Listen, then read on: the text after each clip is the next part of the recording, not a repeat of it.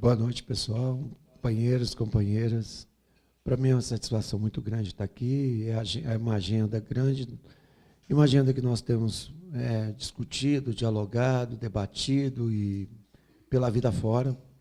Né? E para nós aqui apresentar o Bezuini, Ricardo Bezuini, com tanto carinho. É uma das pessoas, né, no país que muito nos orgulha, a todos nós militantes.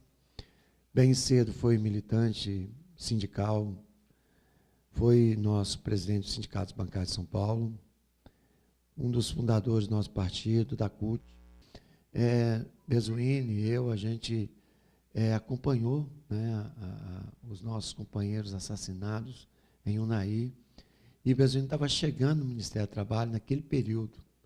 E muitas vezes a gente recorda disso com um nó no coração muito grande. Bom, depois disso nós fizemos todo esse projeto, Bezuini, nós terminamos o primeiro mandato, o segundo mandato do presidente Lula, depois na presidência da Dilma. O que estão se desmontando? O que está se desmontando em termos de Estado Nacional, em termos de projeto nacional? A ousadia do governo Temer, do golpista, é algo sem precedente. Sem precedente. A ditadura não teve essa coragem de desmontar toda a estrutura da reforma trabalhista no Brasil, da estrutura das leis trabalhistas no Brasil. A ditadura não foi além. Caçou, perseguiu, matou o movimento sindical, mas não mexeu na estrutura da legislação trabalhista no Brasil. Pelo contrário. Bezuini, nessa semana nós tivemos aqui em Minas uma sessão histórica. Os sindicalistas mineiros levantou a bandeira, Valéria estava lá, da perseguição do movimento sindical e dos trabalhadores feitos pela ditadura militar e a colaboração das empresas privadas. Aqui em Minas, a Mannes, a Magnesita. E, Bezuini, e o governo vai colaborar, nós vamos publicar no dia 11 de dezembro o relatório de todas as ações da ditadura militar em Minas.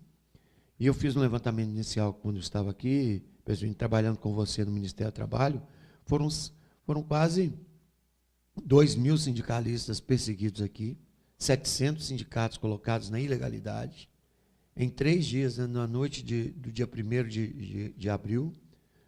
Ou seja, uma agenda difícil nós estamos passando. E é claro que o serviço público, o servidor público, vão enfrentar muito essa situação. A gente resistiu bastante, lutamos muito. Eu, particularmente, tive a honra, né, de fazer parte de todo o processo da Constituinte, de toda a construção do movimento sindical em Minas, né, o presidente da CUT, desde 85 até 94, em Minas Gerais, os anos tão duros para nós, né? Final da ditadura, campanha das diretas, depois a edificação das centrais sindicais em Minas, e todos os sindicatos de serviço público. Eu particularmente acompanhei a formação de quase todos, do Sindiúte, todos os grandes sindicatos que nós fundamos em Minas, para depois ver a gente, depois de tanto tempo, encontrar essa leitura tão difícil de fazer, e tão dura de se fazer. E nós, no governo de Minas Gerais, eu agora, como assessor-chefe das relações trabalhistas e sindicais do governo, o que nós estamos fazendo e levando em Minas dentro desse cenário? Primeiro, que a gente tem dito que o nosso governo não adere a essa agenda. Nós não concordamos e não aderimos a essa agenda. E temos feito alguma coisa interessante na contramão de um cenário nacional, Bezuini e meus companheiros. Mas no momento em que, com toda a dificuldade nacional, com uma agenda tão pesada de desmonte do Estado, nós estamos fazendo 20 planos de carreira para 20 carreiras do Estado de Minas Gerais. Eu estou coordenando todos eles. Nós estamos fazendo, num período de dificuldade de lei de responsabilidade fiscal no Estado, nós estamos construindo planos de carreira e fazendo um trabalho de Estado e não de governo, porque nós estamos construindo a carreira da Polícia Civil, a carreira dos professores, a carreira de várias categorias, né?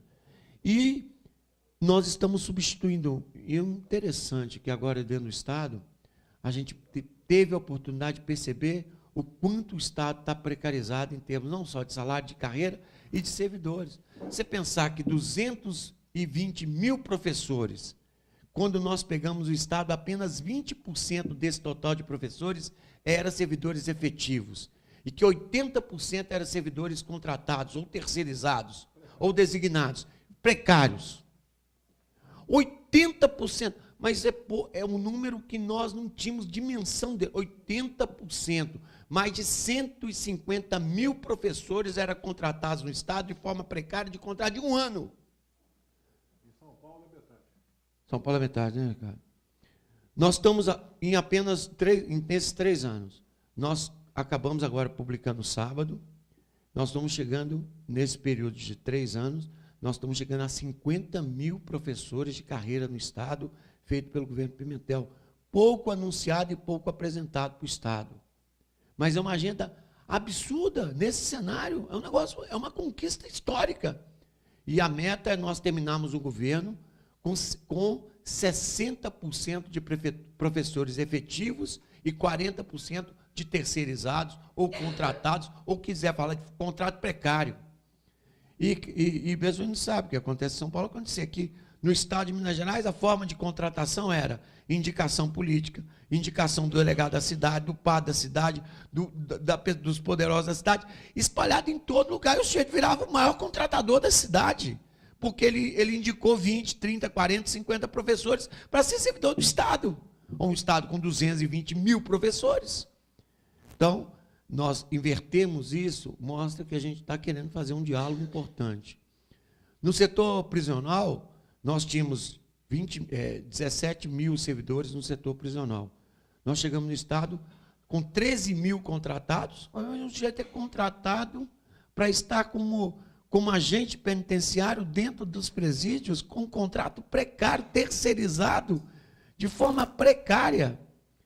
Nós estamos agora entrando em setembro, com todos os servidores contratados, com todos os servidores efetivos, de quase 20 mil servidores efetivos, dentro de um cenário com essa dificuldade. Então, ter uma visão de Estado como esse, ter a capacidade da gente fazer esses planos de carreira de médio e longo prazo para 20 carreiras específicas no Estado, é um bom diálogo, é uma boa agenda, e que nós estamos tocando com dialogando isso dentro desse diálogo, dessa destruição do Estado Nacional que está sendo feito, né? Do Estado Nacional. Agora, eu, assim, na altura, sempre falei, não sei se as pessoas concordam, mas eu tenho um ponto de vista muito claro sobre o Estado, como é que o Estado capitalista ele se insere sobre a construção do serviço público, e sobre a sua dinâmica. Porque eu sempre achei, lá nos idos de 80, e agora dentro do Estado, e também trabalhando ao lado de Bezuini, e com o governo Lula e com o governo Dilma, que o Estado capitalista, em muitas partes, assim, praticamente todo, ele é feito de quem julga, de quem pune, de quem arrecada e fiscaliza. Assim, a construção disso é a arrecadação, a fiscalização, o julgamento e a punição. Essas carreiras, a estrutura, da violência do Estado sobre as pessoas, né, de como se constrói o Estado. As outras carreiras, são as carreiras sociais, que preocupam com o pobre, com o povo, que preocupam com o desenvolvimento, com as ações de libertação. No Estado capitalista é lixo. E nunca foi dada atenção. Portanto, ter 170 mil servidores de uma educação no Estado com um contrato de 1 ano, para o capitalismo é festa. Porque não tem menor compromisso com a educação de milhões de pessoas. De milhões de pessoas. E é claro que nós temos que inverter um pouco isso, né? De tentar dialogar de forma diferente com essa agenda, com essa situação, e num momento de dispersão. Eu discutia muito, assim, na época, eu acho que o movimento sindical, uma contribuição que a gente poderia fazer, como ao longo dos anos, nós dispersamos tanto a organização sindical no serviço público. E como nós não conseguimos uma unificação efetiva do movimento sindical e dos servidores, do ponto de vista das suas reivindicações e conquistas, né? Como isso foi se dispersando em tantos sindicatos e sindicatos que a gente não conseguiu se agrupar, se agregar, se unificar. Eu acho que, mais do que nunca, já que a gente está enfrentando um desmonte com a terceirização, o trabalho precário, o fim da CLT, era hora dessa agenda que vocês estão fazendo, do café sindical, se debruçar um pouco na capacidade nossa de nos reformar a nossa ação sindical, do ponto de vista de que a dispersão sindical, a pulverização sindical não dará conta de enfrentar essa agenda que se impõe sobre esse Estado nacional, esse Estado brasileiro. De como organizar efetivamente a isso. Eu, particularmente, tenho feito isso assim, permanentemente. Eu, como representante do governador, e dialogando com 59 sindicatos, agendas muito parecidas, e fazendo reuniões intermináveis, permanentemente. Como é que isso não se organiza? Como é que isso não agrega, não se reúne, não junta, ao ponto da disputa virar até algo assim, muito difícil de compactuar, de se organizar do ponto de vista da ação sindical. Eu tenho sobre a minha mesa mais de 15 processos administrativos movidos de um sindicato contra o outro, que eu pedi para encerrar, eu fiz um relatório para encerrar. Mostra não só a disputa, como a insensatez no momento dessa agenda, né? De uma agenda difícil de construir. Mas eu acho que faz parte de todas essas dificuldades todas, e eu acho que nós temos que enfrentar essa organização do Estado e a organização sindical de uma certa sabedoria e organização e luta, porque, independente das dificuldades, independente das coisas, nós temos algo para se lutar e para se defender. A defesa do serviço público, a defesa do público, né? A defesa da sociedade como um bem público do Estado, ela é mais do que nunca presente na nossa ação. E deve ser feito isso permanentemente. Então, foi apenas uma contribuição minha, né, dessa estrada que eu tenho feito e de onde eu estou e o que eu estou colaborando. Eu passo para a Valéria para organizar aqui e passar e organizar o debate aqui com a gente. Obrigado, pessoal.